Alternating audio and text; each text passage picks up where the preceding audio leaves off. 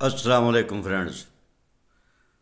1852 میں اتر پردیش میں سیدہ خورشید بیگم پیدا ہوئی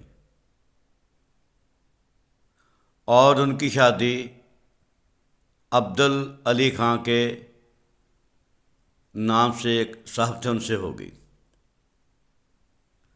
لیکن سیدہ صاحبہ جوانی ہی میں بیوہ ہو گئی اور ان کے اس شوہر سے 5 بیٹے اور 1 بیٹی تھی۔ مولانا محمد علی جوہر سب بھائیوں میں سے چھوٹے تھے، تو انہوں نے یعنی بی اما جن کو پیار سے کہا جاتا تھا، ان کی والدہ کو، مولانا محمد علی جوہر کی والدہ کو بی اما نے اپنا زیور بیچ کر اپنے بچوں کو تعلیم دلوائی۔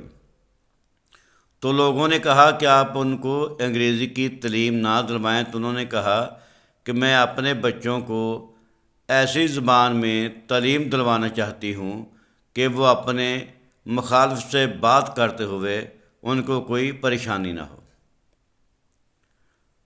تو اس کے بعد یہ 1921 کے قریب کا واقعہ ہے، جب تحریک خلافت زوروں پر تھی تو انگریزوں نے یہ تاثر پھیلانا شروع کر دیا کہ یہ علی برادران یعنی مولانا محمد علی جوہر اور مولانا شوکت علی، یہ دونوں بھائی اس وقت انگریزوں کی جیل میں تھے۔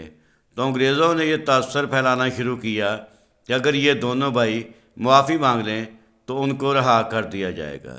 جب یہ بات ان کی والدہ بی اما تک پہنچی تو انہوں نے جیل میں اپنے بیٹوں کو پیغام یہ بھجوایا کہ انگریز سے آپ نے معافی نہیں مانگنی، اگر آپ نے ایسا کیا تو میں آپ کی ماں تو ضرور ہوں، لیکن قیامت والے دن میں آپ کا چہرہ نہیں دیکھوں گی۔